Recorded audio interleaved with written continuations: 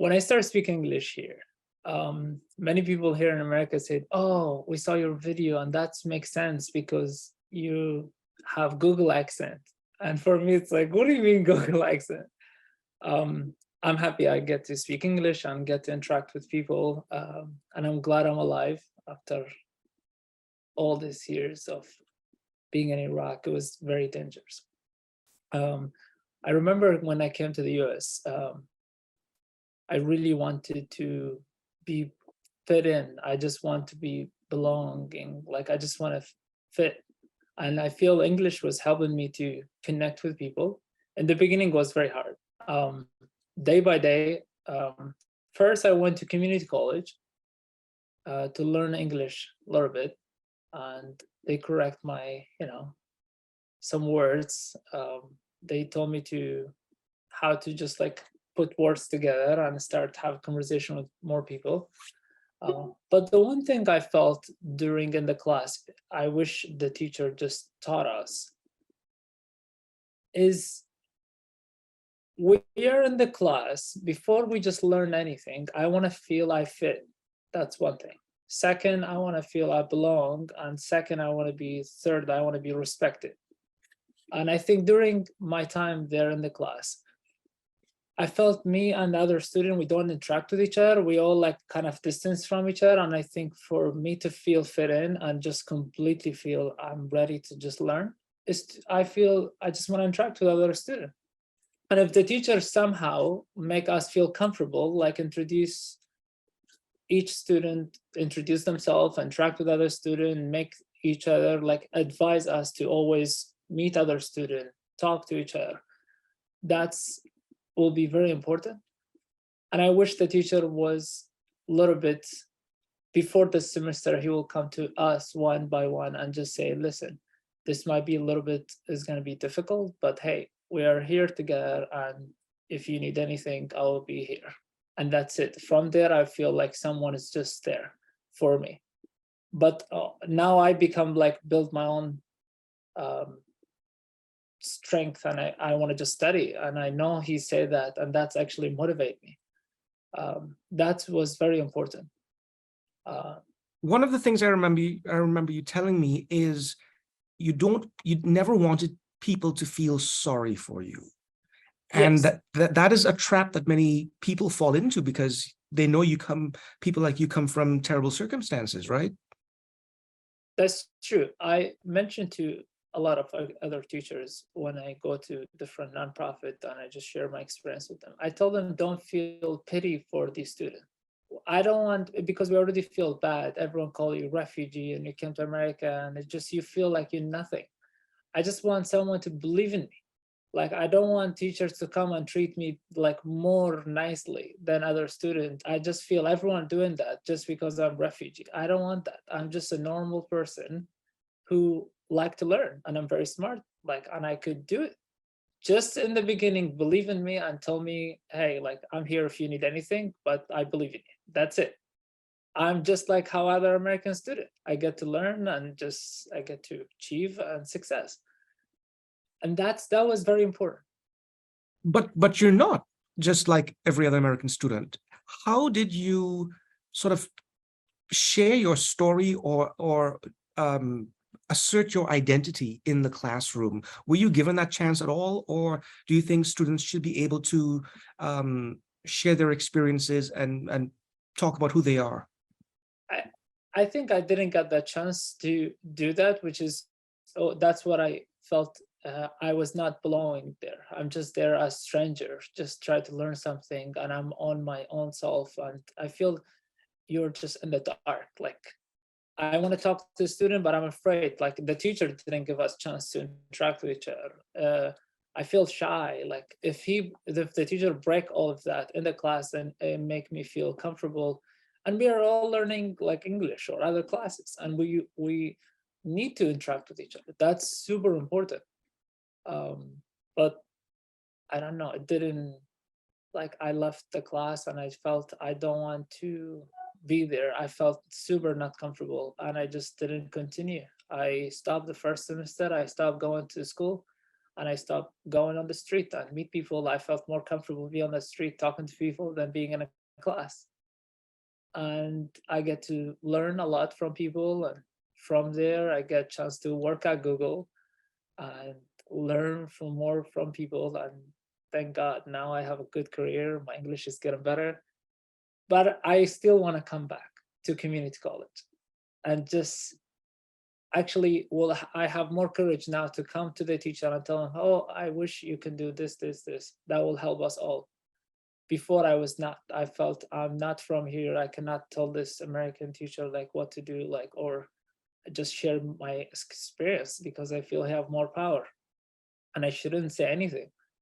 But like now I feel it's important. And I think if the teacher give me that chance, then I will share something. But he didn't, just like, okay, hi everyone, this is a class, this is your homework, go, and that's it. There's no communication after.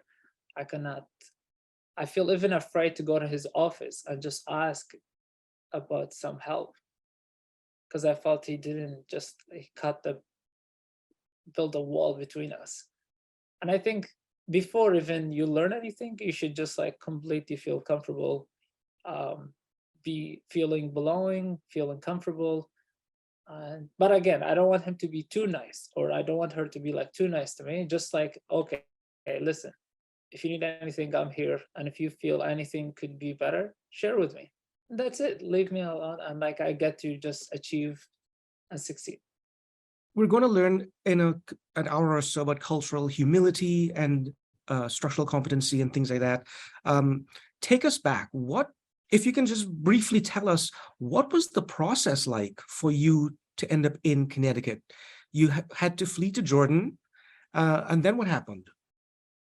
So, well, so I find out from there when my father got shot, and thank God he survived. We moved to Jordan and we stay in Jordan. It was very hard. You can't study because you don't have paper. They told you just wait, and you don't know how long is the wait. It could be 4 years, could be 8 years, could be 1 year. You don't know. Uh, Thank God, because I work with American, it was faster process. So I stayed there for 1 year and a half. But we can't study, we can't do anything. We moved to the US, the United Nations, they tell us pick any state you want to go in America. And I picked Connecticut. I used to call it Kentucky. And now I know how to pronounce it. I picked Connecticut because I know someone here. He said he will show me around. So that's why I felt comfortable. But if I go back, I'll pick California, I'll pick Florida. It's just warmer. Um, and I remember what's really funny. My first day in America, I took the bus to one of the park near Yale University. And I saw a girl in the middle of the park sitting there, and she have a book in her hand. I think she's Yale student. I walked her and I said, hi, my name is Maher. I'm a refugee from Iraq. I try to interact with American. I speak English. She looked at me and she said, sorry, I have boyfriend. And I was like, okay. Um, but since then, I just learned you cannot just walk to people on the street and just speak. And that's it. From there, I start just feeling, build that strength of believing in yourself and go and speak. Some people gonna rejected you, it's fine. You're just gonna go and speak to everyone. Um, and that courage, like It's definitely a different culture and things like that. But you have shared your stories with students and teachers over the years. What do you think has been the impact of sharing your personal story? is they get to hear from different persons, someone just like also struggle like them. And when I just get to share my experience, sometimes teachers invite me to the class and I get to share my experience. And teachers got so excited. They feel like everything they want to say, I just say it for them. And now they have courage to actually go and speak to the teacher. They get to feel someone just also feel that. Like someone just experienced similar to what they experience, and we're all here for each other. And it's fine to feel that, but also you can just build that courage and start speak about what things could be better. If you need help, ask for help. Don't just feel you shouldn't ask and you fail the class and the teachers think you're just bad or you don't know how to or you're not that smart. Like, no, we're all very smart people. We just need to have that courage.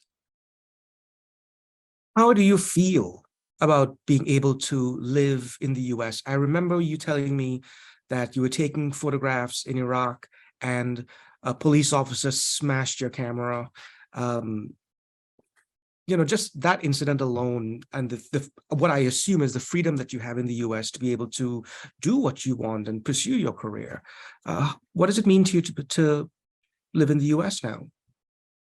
It's just like, you're free completely. I remember in Iraq, I'm a photographer and I love taking photo on the street.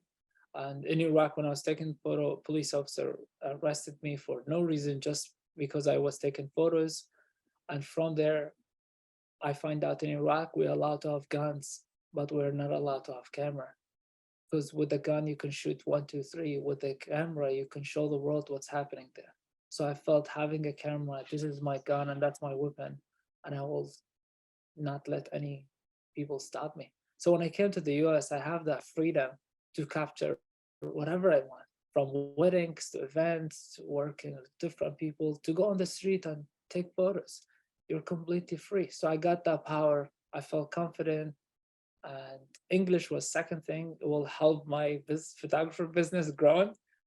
And thanks to all the people who helped me and advised me. And thanks to Google Translate too, and the teachers who also correct me, and I'm better now. And just to be clear, that video we showed was made by Google because Google found Maher and hired him.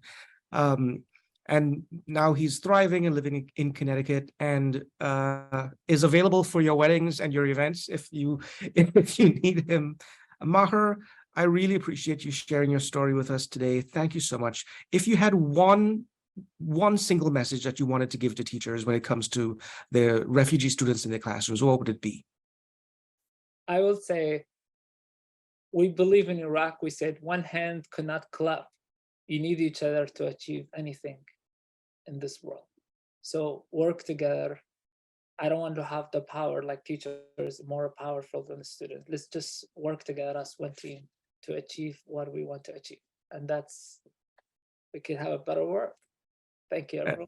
More welcoming and inclusive classrooms will allow students like who you once were to thrive. Maher, thank you so much for joining us on this virtual conference. I appreciate it. Thank you, Jens. Thank you, everyone.